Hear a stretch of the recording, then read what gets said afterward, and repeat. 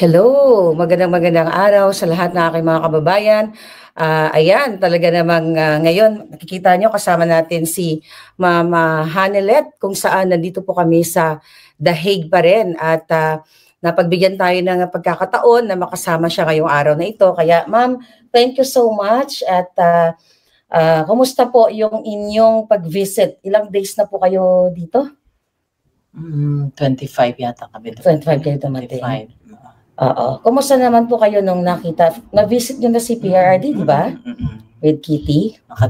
Pagdating niya dun sa ano namin, nagyakapan kami tatlo, tapos sabay-sabay kami ni Kitty kumanta ng happy birthday sa kanya. Oh, wow.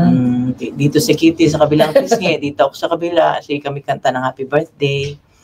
Yun, hanggang ano. Hindi po umiyak si PRRD? Ay, hindi. Kayo po? Kasi sabi ni Inday, wag daw kayo umiyak. Ako pa, medyo ano pa ako. Ano po yung sinabi ni former President PRRD sa inyo? Sabi niya, yung kagaya ng sinabi niya kay VP, sabi niya, there will be a day, there will always be a day of reckoning. Yeah. Tsaka sabi nga niya, kinote niya nga sa Psalms 91 verse 8, Yeah. I will let you see with your own eyes the destruction and the punishment of the wicked. Yeah. Ang ganda ng promise ng Panginoon.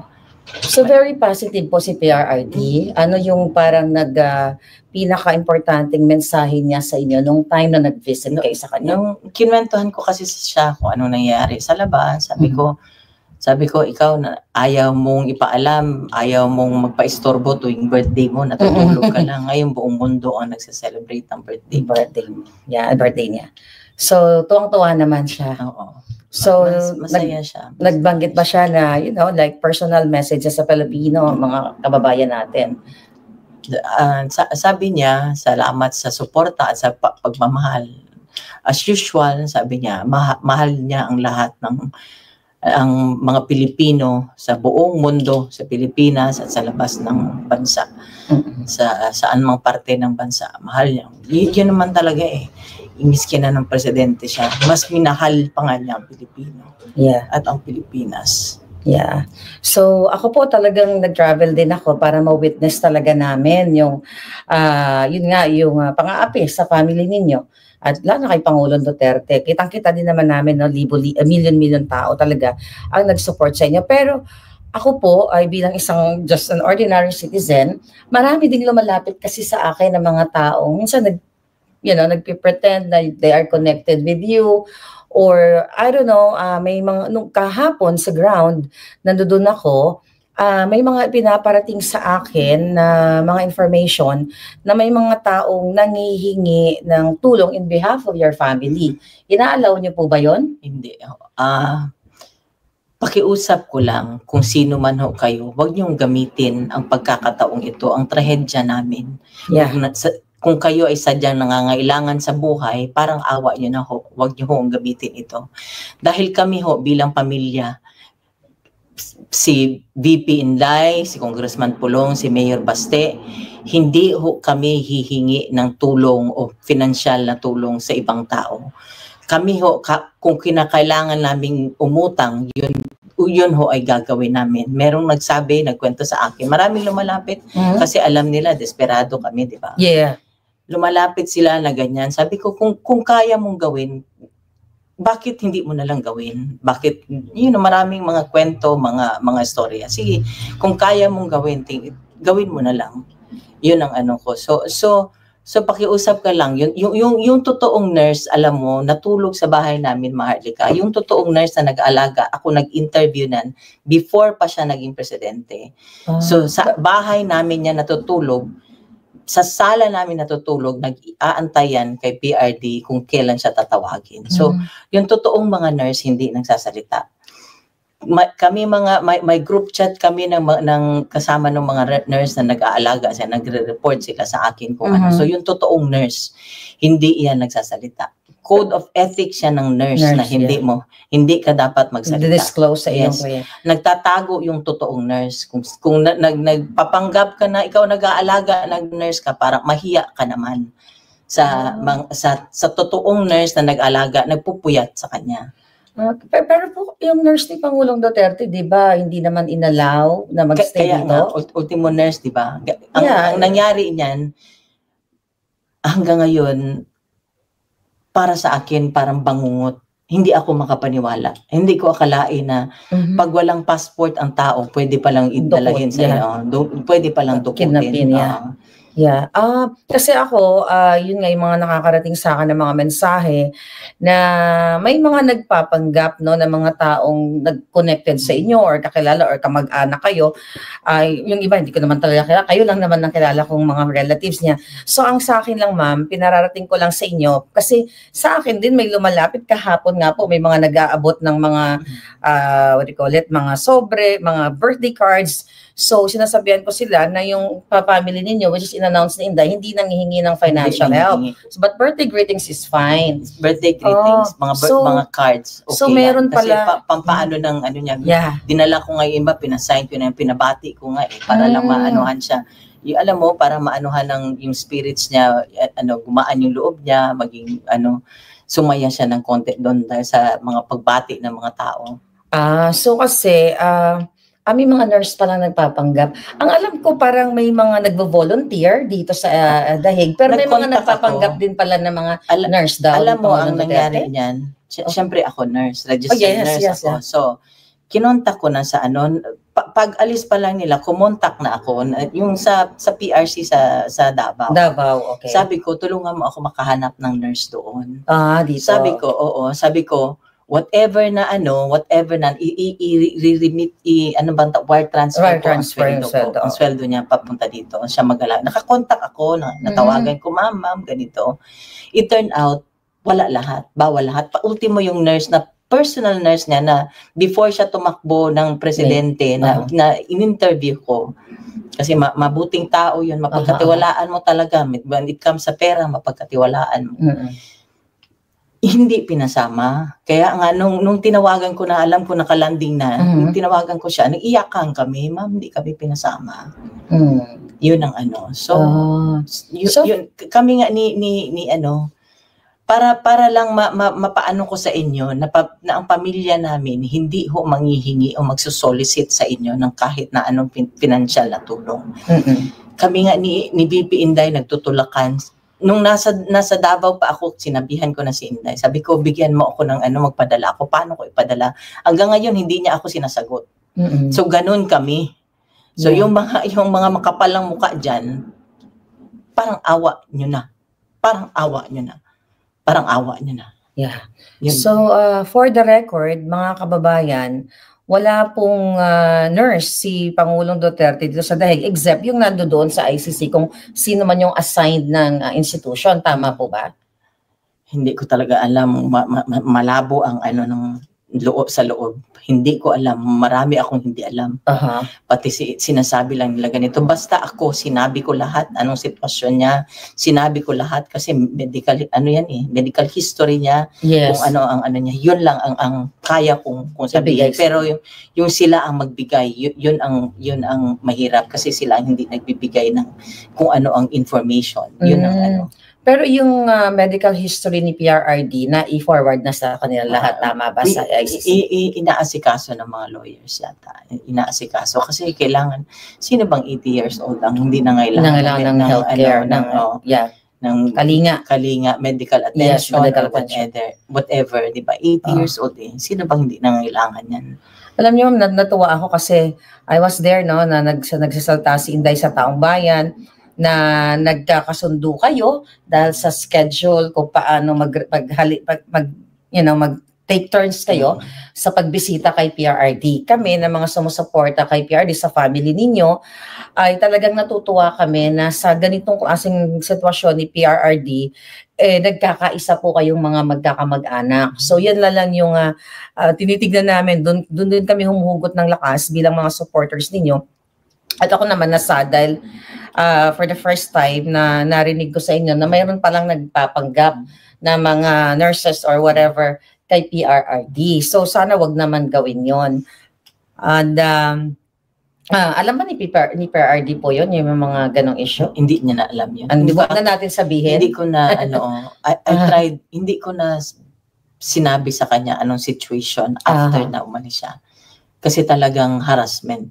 Yeah. Ako doble ang trauma ko nung sa Manila, pati yung sa Davao.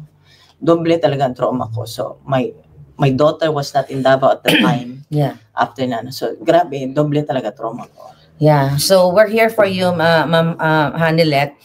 Gusto ko lang, i-inform sa ating mga kababayan. So far, ano po yung, nasang stage kayo ngayon? Na-accept nyo na ba totally na napakidna o inabdak ang Pangulo? Reality na yun wala siya sa amin Ang ano na lang namin talaga, pinangahawakan namin. Dasal na lang kami ng dasal. Dasal na lang ako ng dasal. Tsaka ang promises ng Panginoon, yun na lang. Yeah. Yun na lang talaga. Yeah. So, sana po talagang lakasan niyo yung loob ninyo kasi nakita niyo naman na milyon-milyong Pilipino ang nagmamahal sa inyo. May mga death threats po ba kayo so far? May so mga wala naman. Wala naman. Pero yun na nga, marami sila kami lang Yeah. Sa Pilipinas po ba yung mga, I believe, 'di ba, parang medyo tinakot kayo noon, nakakasuhan and everything. Then later on, inurong nila. Ang bahay namin, susulungin daw. Kaya hanggang ngayon, ever since na dumating ako galing from Manila, hindi ako nakakatulog sa bahay namin. Oh my Kasi God. sabi ng ano ko, papalipat-lipat ako. So, I spared my daughter from such. And then, yung isa ng maliit na bata namin, pinatira ko muna sa iba. So talagang nagdulot ng traumatic experience yung nangyari sa inyo. So paano niyo po nilalabanan yung ganitong klaseng feelings, emotion na may takot syempre at yung mga pagigipit na ginawa talaga not only sa inyo, lalo na kay PRRD na na-witness niyo po talaga, ma'am? Alam mo, ito na lang inaano ko, Marlica. Tao lang sila, may Diyos kami. Yeah. May Diyos kami. Yeah, tao lang sila, may Diyos tayo na nagbabantay at maghusga sa kung ano man ang sabi nga ni PRD, this is only temporary. Yeah.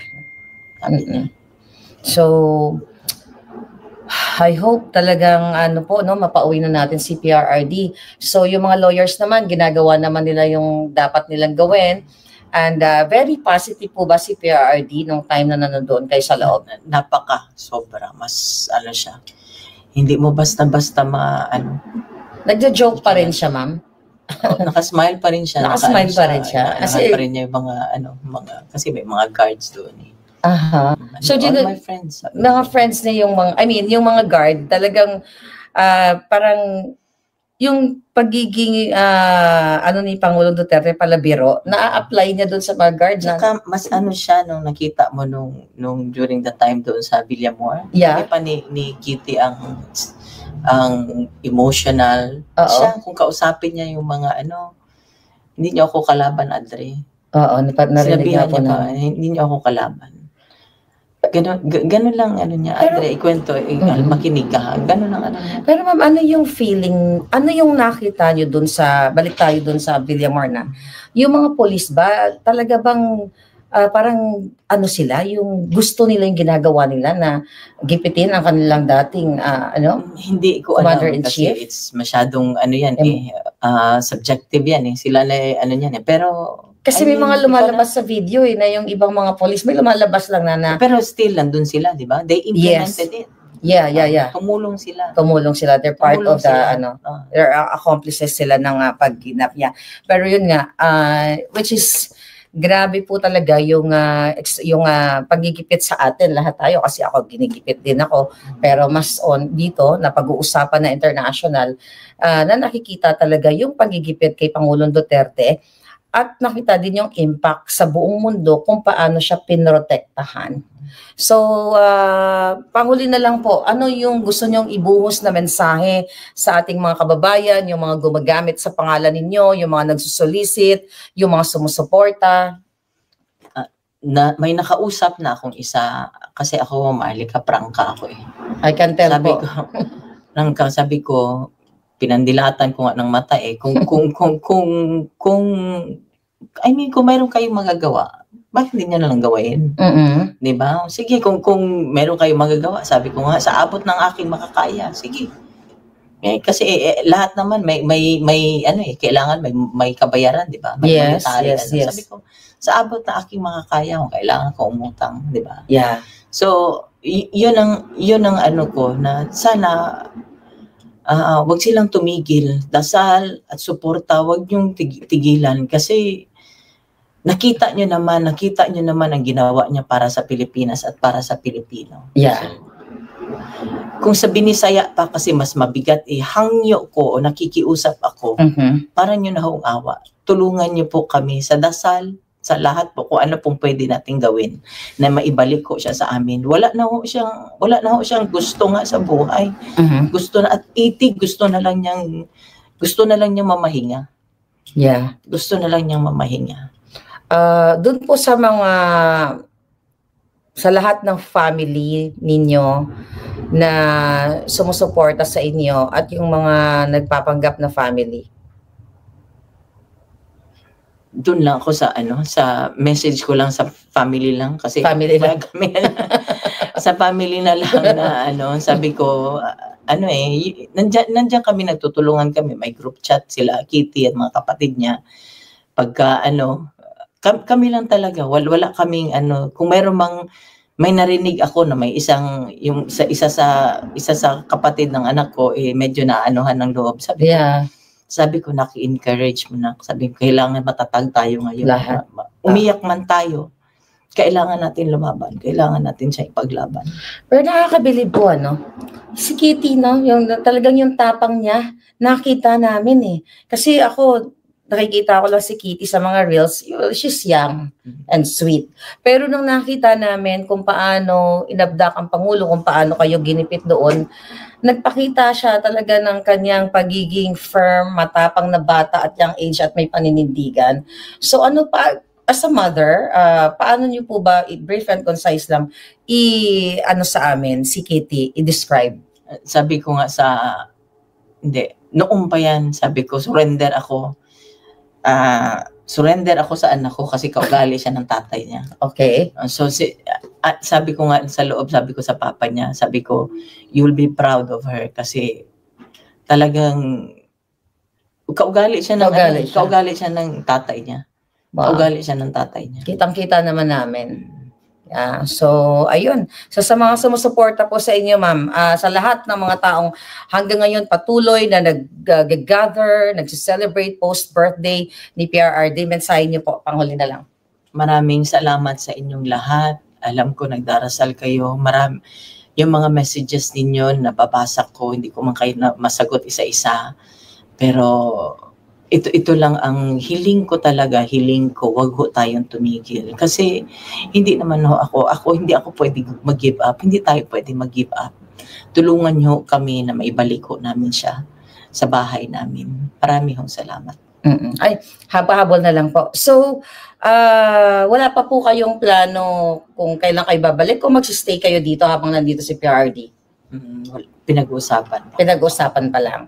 Ayun. So, thank you so much mga kababayan. Kasama natin si Ma'am Hanalet ngayong araw na ito. Sana po isa puso natin yung kanyang mga panawagan na hindi po nangihingi ng monetary ang ating Pangulong Duterte at ang kanilang pamilya. Kung mag-send man po kayo ng mga birthday greetings, birthday cards, letters, okay po yun. So, malinaw po tayo, mag-ingat po tayo sa mga lumalapit sa inyo na nagpapakilala na ganito ako, kamag-anak ako, or ganyan. So, mahirap na po na gamitin natin ang sitwasyon ni Pangulong Duterte. Malungkot na nga yung pag-abduct sa kanya, tapos sasakyan pa ng ibang mga taong gumagamit sa pangalan niya. Hindi po tama yon at ayaw ni PRRD na ganon. Kung talagang totoong love niyo ang PRRD dahil sa kanyang mga ginawa sa bayan natin, wag po natin siyang gamitin. So maraming salamat, Ma'am Hanalet, sa inyong pagbigay ng kahit busy kayo. Thank you so much. Thank you. Yeah, thank you.